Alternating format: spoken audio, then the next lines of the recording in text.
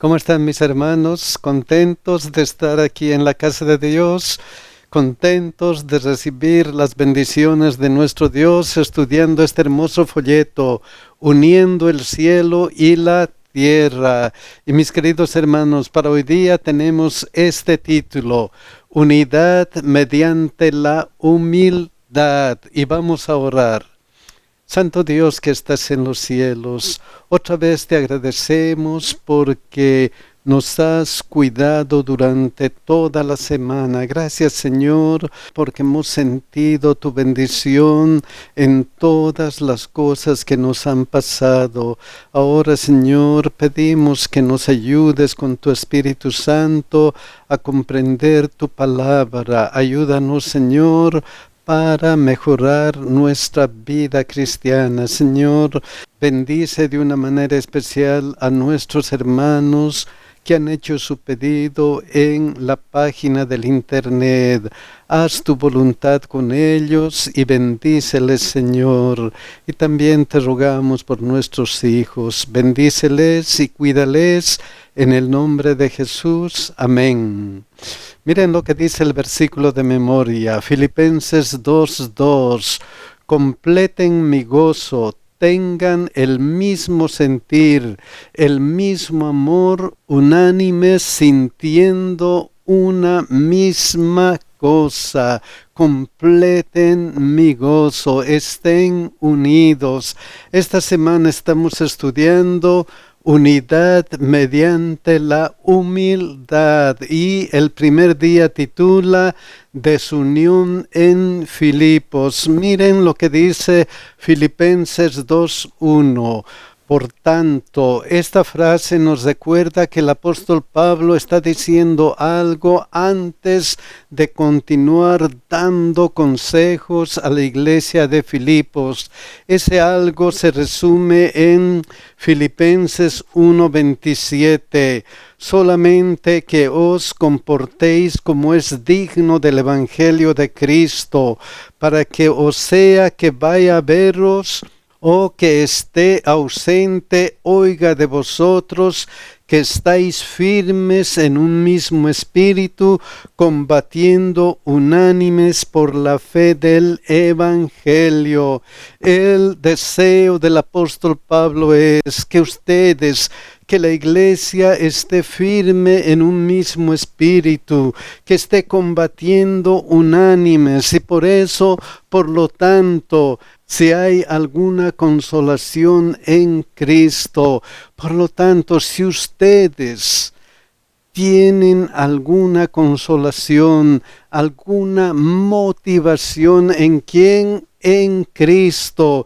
Si algún consuelo de amor, si tienen algún consuelo de amor, si alguna comunión del Espíritu, si tienen comunión del Espíritu, si algún afecto entrañable, si alguna misericordia, si ustedes tienen estas 5 cualidades, entonces, ¿qué va a pasar? ¿Qué va a pasar? Miren lo que dice Filipenses 2:2. Completad mi gozo, completen mi gozo, dice el apóstol Pablo. Completen mi gozo haciendo ¿qué? ¿Haciendo qué? Sintiendo lo mismo, teniendo el mismo amor, unánimes, sintiendo una misma cosa. Entonces la preocupación del apóstol Pablo es: estén firmes en un mismo espíritu, en una misma misión, combatiendo juntos, combatiendo unánimes, sintiendo lo mismo, teniendo el mismo amor, unánimes, sintiendo una misma cosa. 4 frases que tienen que ver con la misma situación. Estén unidos. Entonces, si el amor de Cristo les motiva, manténganse unidos. Ese es el deseo de Dios para todos nosotros, para cada iglesia. Manténganse unidos. Entonces el apóstol Pablo continúa con algunas cosas que debemos evitar. Vamos a ver Filipenses 2:3. Miren lo que dice: nada hagáis por contienda o por vanagloria. Eviten dos cosas. ¿Qué cosa? Nada hagáis en primer lugar por contienda. Miren cómo traduce eso la Reina Valera revisada de 1977. Nada hagáis por rivalidad, por contienda. ¿Por qué? ¿De dónde viene la rivalidad o la contienda? ¿De dónde? Miren lo que dice Gálatas 5, 19 y 20. Y manifiestas son las obras de la carne, que son adulterio, fornicación, inmundicia, laxivia, idolatría, hechicerías, enemistades, pleitos, celos, iras, contiendas, disensiones, herejías. Entonces la rivalidad, las contiendas son las obras de la carne, son las obras de un corazón que no está santificado por Cristo, son las obras de la carne. ¿Y por qué es peligroso andar en contiendas o en rivalidades? ¿Por qué? Miren lo que dice Santiago 3:16, porque donde hay celos y contención, allí hay perturbación y toda obra perversa. ¿Qué pasa cuando hay rivalidad, hay contiendas, hay celos, hay contención? ¿Qué pasa?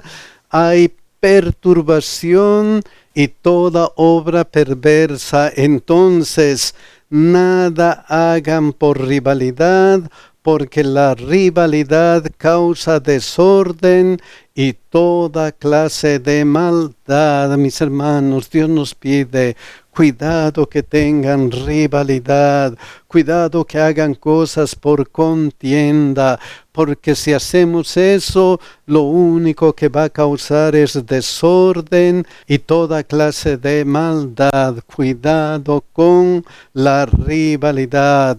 Pero hay una segunda cosa y eso está aquí. O por vanagloria. La vanagloria tiene que ver con orgullo vacío, estima propia infundada, engreimiento, arrogancia. En resumen, es un concepto demasiado elevado de uno mismo. Y hacer algo por vanagloria, por orgullo vacío, por estima propia infundada, por engreimiento o por arrogancia es muy peligroso para la iglesia. ¿Por qué?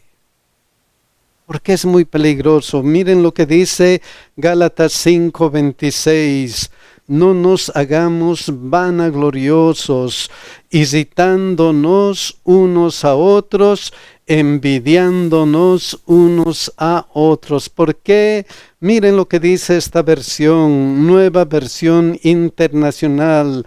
No dejemos que la vanidad nos lleve a provocarnos y a envidiarnos unos a otros. ¿Qué produce la vanagloria?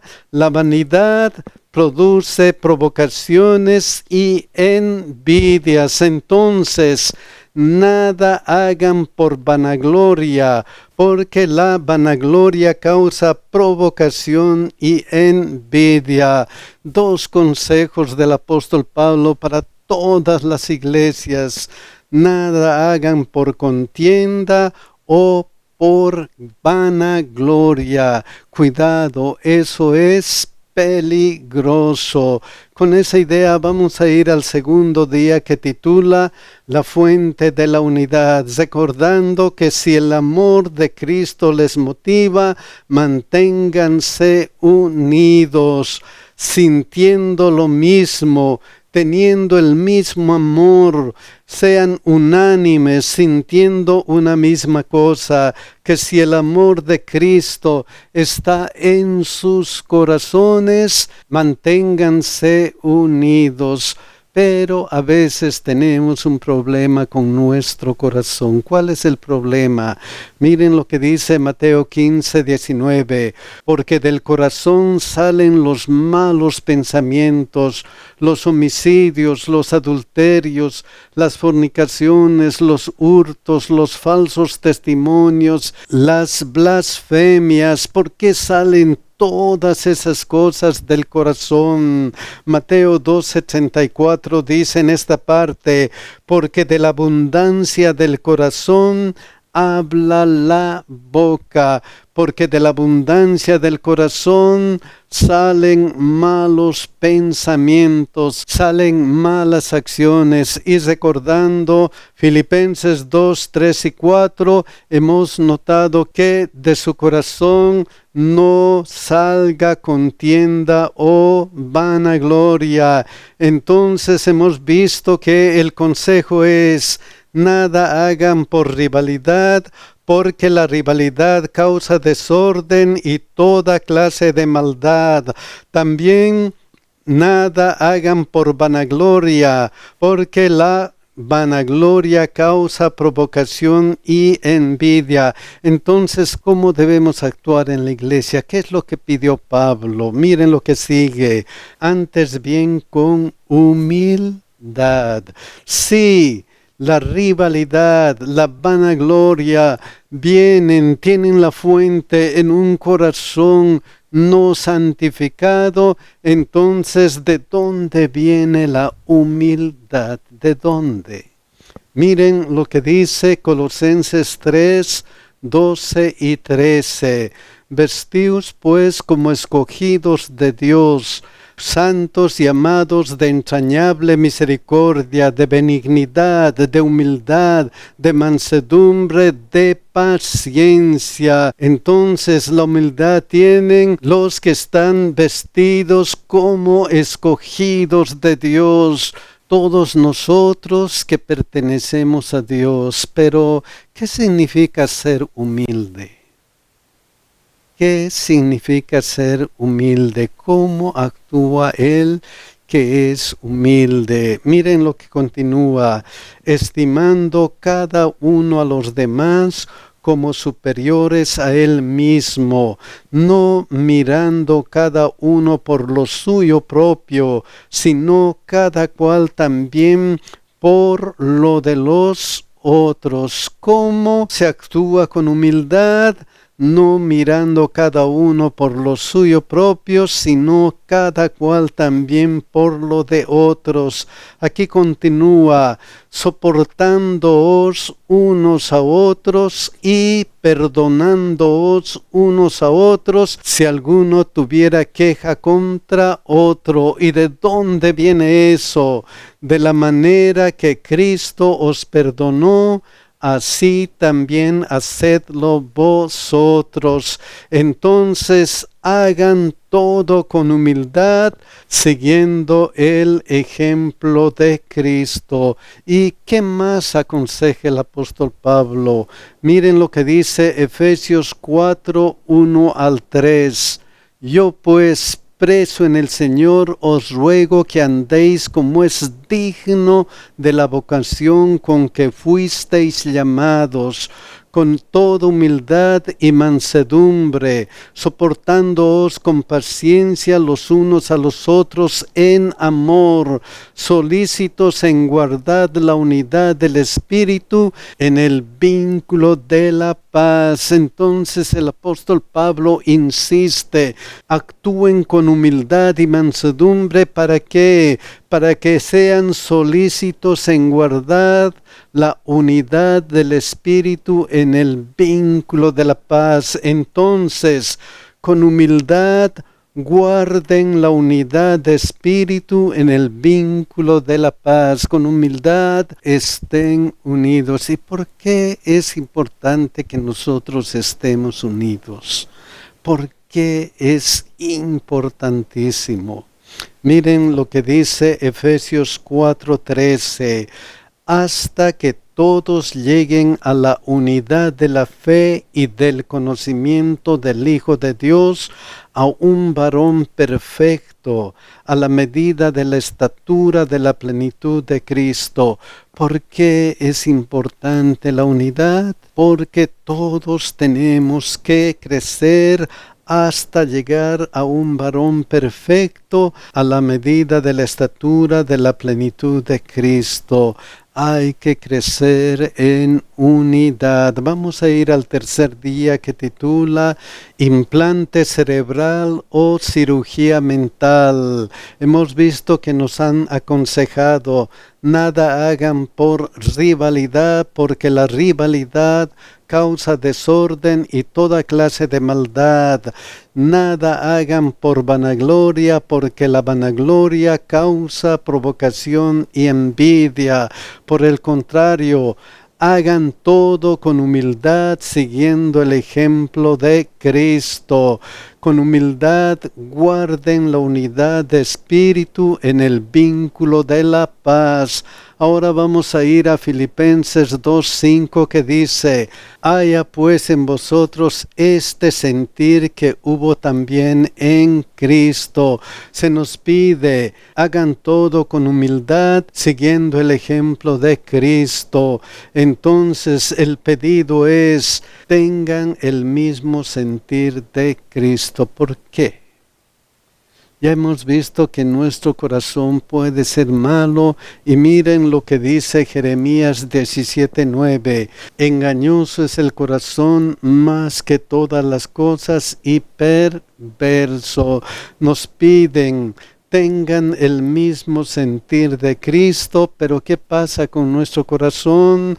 Es engañoso. ¿Qué necesitamos entonces en nuestro corazón? Miren lo que dice Ezequiel 11:19. Y les daré un corazón, y un espíritu nuevo pondré dentro de ellos, y quitaré el corazón de piedra de en medio de su carne, y les daré un corazón de carne. ¿Qué necesitamos?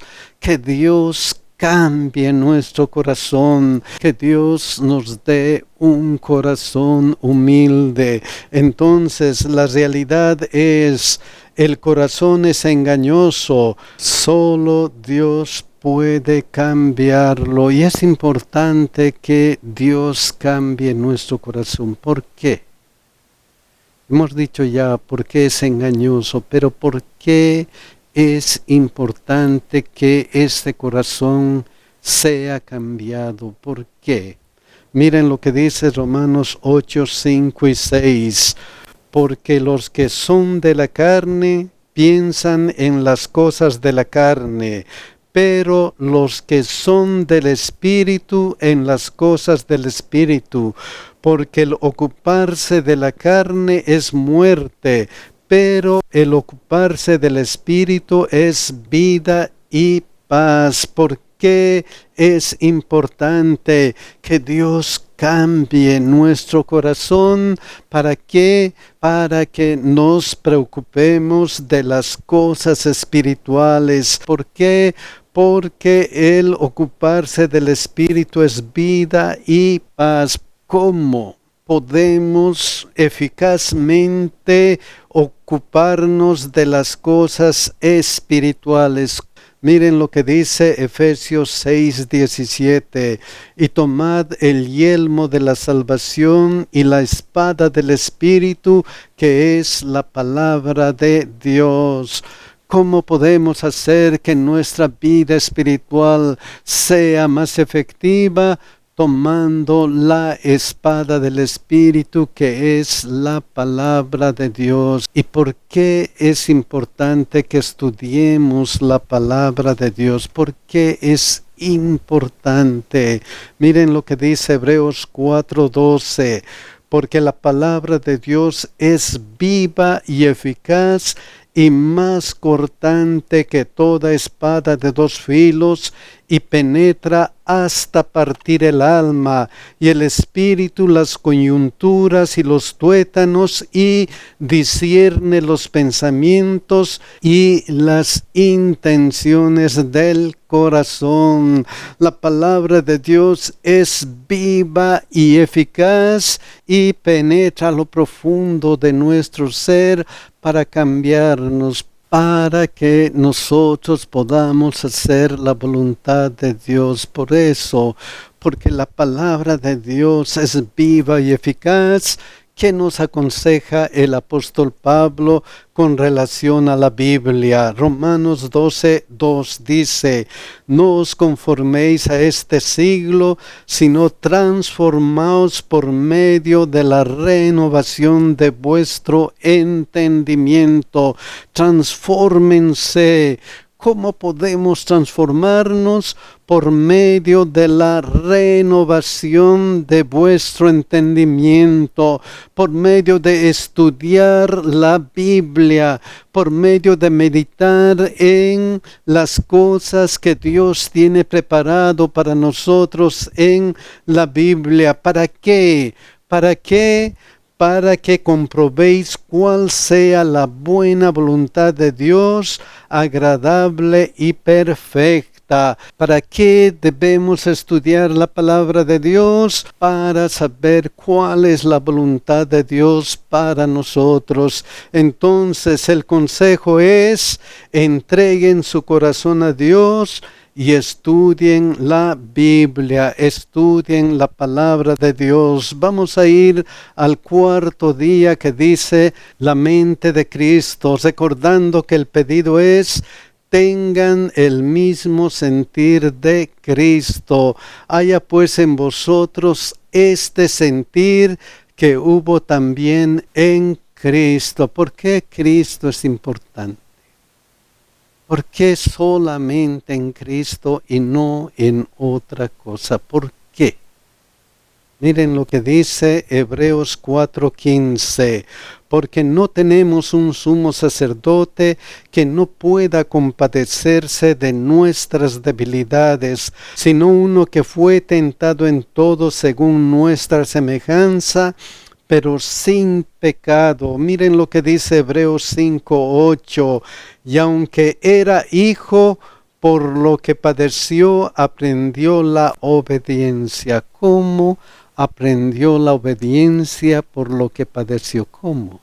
Miren lo que dice Mateo 26:39. Cuando estuvo padeciendo, yendo un poco adelante, se postró sobre su rostro orando y diciendo: Padre mío, si es posible, pase de mí esta copa. Él estaba padeciendo, él estaba pidiendo: si es posible, pase de mí esta copa. Pero luego dijo: pero no sea como yo quiero, sino como tú. Aprendió la obediencia estando ¿dónde? Estando aquí en la tierra. ¿Y por qué estaba en la tierra? Para salvarnos a cada uno de nosotros. Entonces, tengan el mismo sentir de Cristo. En otras palabras, sigan el ejemplo de humildad y obediencia de Cristo. ¿Qué debemos hacer? Seguir el ejemplo de nuestro Señor Jesucristo.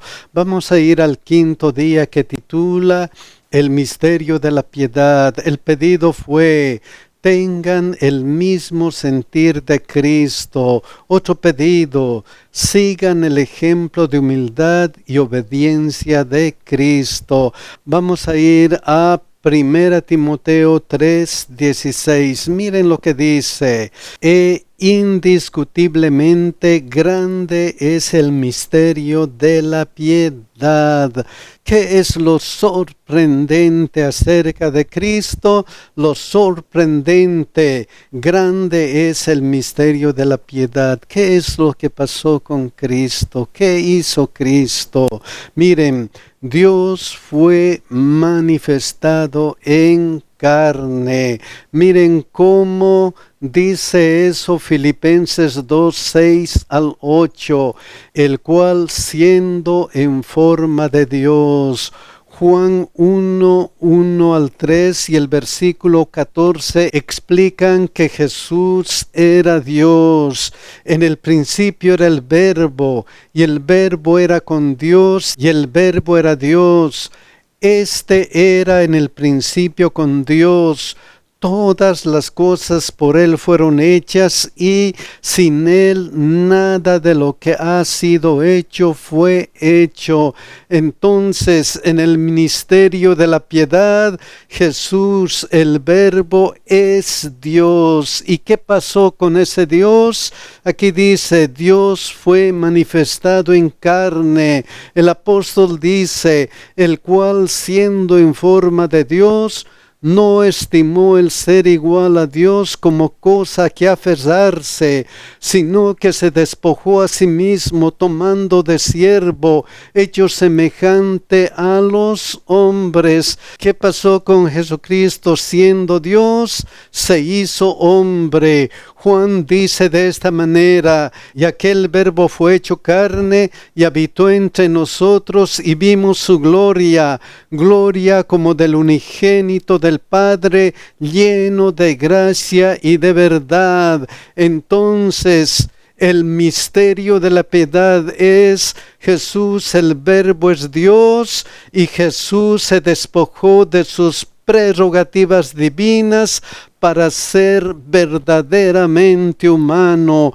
Se hizo hombre para salvarnos. Que continúa, y estando en la condición de hombre, se humilló a sí mismo. Jesús pasó de la supremacía universal a la servidumbre absoluta. Se humilló a sí mismo. Y luego, ¿qué pasó? Haciéndose obediente hasta la muerte y muerte de cruz. ¿Por qué muerte de cruz? ¿Por qué Él tuvo que morir en la cruz? Miren lo que dice 1 Timoteo 1:15. Palabra fiel y digna de ser recibida por todos, que Cristo Jesús vino al mundo para salvar a los pecadores, de los cuales yo soy el primero. ¿Por qué vino a morir en la cruz? Para salvar a los pecadores. Entonces Jesús fue fiel hasta la muerte y muerte de cruz para salvar a los pecadores, para salvarnos a cada uno de nosotros. Y lo grande de ese amor y lo grande de esa acción de Jesucristo se encuentra aquí, 2 Corintios 5:21. Al que no conoció pecado, por nosotros lo hizo pecado, para que nosotros fuésemos hechos justicia de Dios en él. Grande es el misterio de la piedad. Jesús se hizo hombre para salvarnos a cada uno de nosotros. Grande es el misterio de la piedad. Lo único que Dios nos pide es: dame, hijo mío, tu corazón. Dame, hijo mío, tu corazón. ¿Qué vamos a hacer, hermanos? ¿Qué vamos a hacer? ¿Cuántos quisieran entregar su corazón a Cristo, a Dios? ¿Cuántos? Que Dios nos bendiga, que Dios nos cuide y, mis hermanos, que Dios nos ayude a llegar a la patria celestial. Que Dios esté con cada uno de nosotros.